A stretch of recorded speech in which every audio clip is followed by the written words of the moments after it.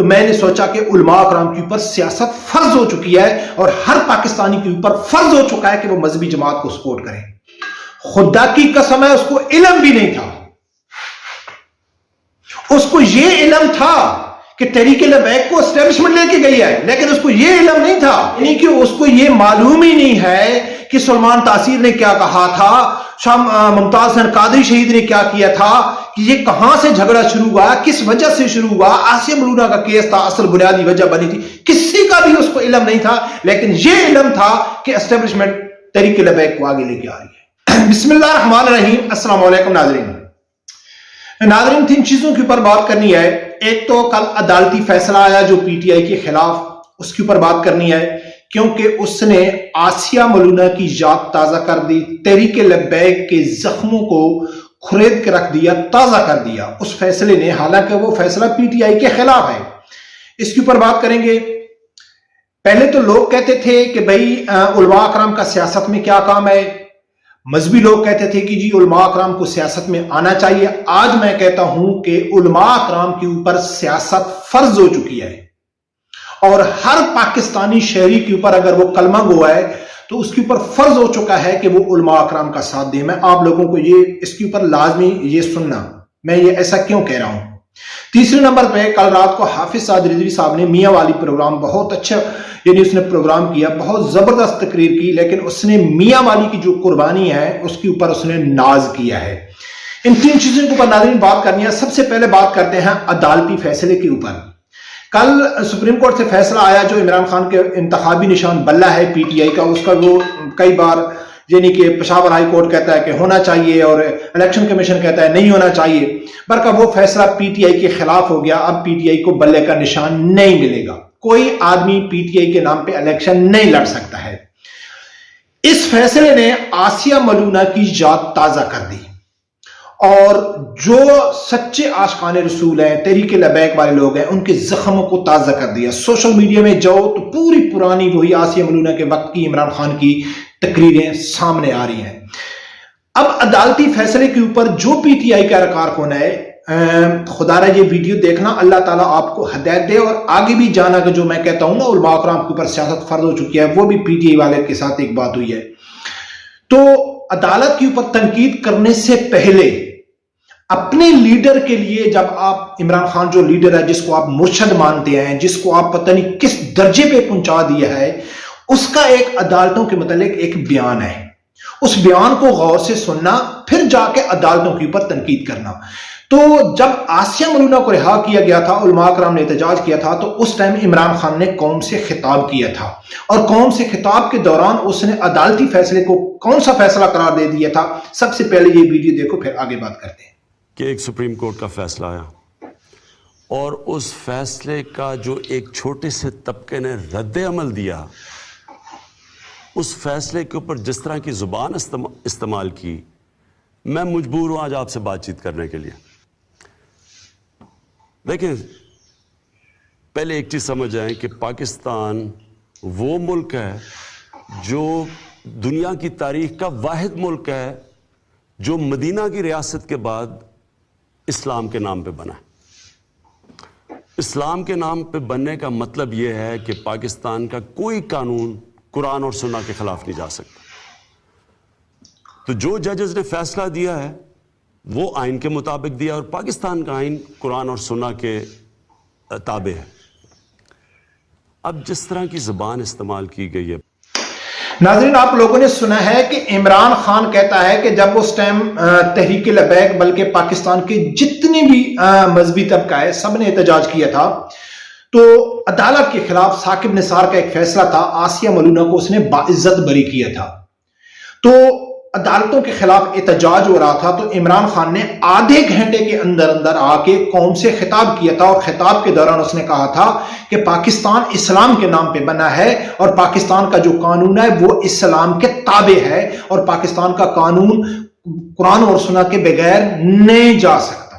واضح کر دیا تھا عدالتی فیصلے کے اوپر. تو آج جو پی ٹی آئی کے دوست ہیں تو خدا را عدالتوں کے اوپر چلانے سے، ہم تو اسی دن سے کہہ رہے تھے کہ عدالتیں تابع ہیں، لیکن آپ کا لیڈر کہہ رہا تھا کہ نہیں، یہ قرآن اور سنت کے مطابق فیصلہ کر رہی ہیں. ہم کہہ رہے تھے کہ عمران خان آپ عیسائی کمیونٹی سے مل کے ثاقب نثار باجوہ اور آپ نے مل کے عاصم ملونہ کو رہا کیا تھا، لیکن آپ کے لیڈر نے کہا تھا کہ نہیں، آپ جھوٹ بول رہے ہو، چھوٹا سا طبقہ جھوٹ بول رہا ہے، یہ جو قانون ہے، یہ جو عدالتی فیصلے ہیں، یہ قرآن اور سنت کے مطابق ہوتے ہیں. تو یقیناً آج بھی قرآن اور سنت کے مطابق ہوگا، تو پھر عدالتوں کے اوپر چلانے کی ضرورت آپ لوگوں کو نہیں ہے.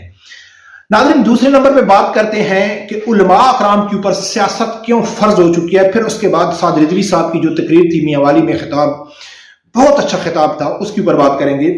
ناظرین، کل میں رات کو گیا سعد رضوی صاحب کی یعنی کہ جو پروگرام تھا اس میں گیا، راستے میں میری گاڑی خراب ہو گئی، میں سیدھے ورکشاپ میں چلا گیا. اس ورکشاپ میں میرا ایک سامنا ہوا جو ایک سکول ٹیچر تھا، اور وہ اپنے آپ کو صحافت سے ریلیٹڈ بھی کہتا تھا کہ میرے مختلف اخبار سے، پرنٹ میڈیا سے بھی تعلق ہے، اور میں ایک سکول ٹیچر تھا. سوری، ورکشاپ میں بیٹھا تھا. تو میں کئی بار کہہ چکا ہوں کہ میں یہ جو واقعہ آپ کو سناتا ہوں نا، میں عام لائف میں، زندگی میں کہیں بھی بیٹھا ہوں، میری ایک یہی بات ہوتی ہے، سیاست کی بات ہوتی ہے، مذہب کی بات ہوتی ہے. کوئی کیمرے کے سامنے بیٹھتے ہیں، کوئی نہیں بیٹھتے. کیمرہ میرے پاس ہوتا ہے یا نہیں ہوتا ہے، میں کوئی انٹرویو کے لیے نہیں جاتا ہوں. اگر نارمل کسی جگہ میں بیٹھ جاتا ہوں تو میری کسی نہ کسی سے بات ہو جاتی ہے جو آپ لوگوں کے سامنے شیئر کرنا بہت ضروری ہے. خدا کی قسم ہے ناظرین، کل میری اس ٹیچر سے جو باتیں ہوئیں تو میرا بس نہیں چلتا تھا، اور میں اسی ٹائم تک کیا کہ خدا کی قسم ہے اب علماء اکرام کے اوپر سیاست فرض ہو چکی ہے، اور ہر پاکستانی شہر کے اوپر فرض ہو چکا ہے کہ وہ علماء اکرام کا ساتھ دیں. میری اس سے بات ہو گئی، اس نے تحریک لبیک کے اوپر تنقید کرنا شروع کر دیا. ایسے باتیں کرتے کرتے تحریک لبیک کے، تو وہ کہتا ہے چھوڑو ملک صاحب، یہ سب جو سیاسی جماعتیں ہیں یہ اسٹیبلشمنٹ کی پیداوار ہیں. وہ عمران خان کا سپورٹر تھا، عمران خان کی غلطی بھی مان رہا تھا. کہتا ہے اسٹیبلشمنٹ کی، کہتا ہے جس کو آپ سپورٹ کر رہے ہیں وہ بھی اسٹیبلشمنٹ کی جماعت ہے. تو میں نے اس کو کہا ہے کہ یار آپ کی بولنے سے میں کیوں مانوں کہ یہ اسٹیبلشمنٹ کی جماعت ہے؟ آپ مجھے کوئی ثبوت دے، قل ہاتوا برہانکم ان کنتم صادقین. میں اس کو یہ آیت پڑھ کے سنائی کہ بھئی اگر آپ سچے ہیں تو دلیل دو. وہ کہتا ہے کہ نہیں، فیض آباد جو دھرنا کیس ہوا تھا تو اس میں آپ کو معلوم نہیں ہے کہ ان کو کون لے کے گیا تھا؟ اسٹیبلشمنٹ لے کے گئی تھی. میں کہ میں آپ کی بات مان جاتا ہوں. ہم کہتے ہیں اسٹیبلشمنٹ لے کے نہیں گئی تھی، لیکن میں آپ کی بات مان جاتا ہوں کہ بالکل اسٹیبلشمنٹ لے کے گئی تھی. کیوں لے کے گئی تھی؟ کہتا ہے نون لیگ کے خلاف لے کے گئی تھی، حکومت کو کمزور کرنے کے لیے. میں کہا وجہ کیا تھی؟ اکیلی وجہ کچھ ہی نہیں تھی. میں کہا کیا اس قانون میں ترمیم نہیں ہو رہی تھی؟ 17 کارکن شہید نہیں ہوئے تھے؟ زید حامد کا استعفیٰ نہیں آیا ہوا تھا؟ خدا کی قسم ہے اس کو علم بھی نہیں تھا.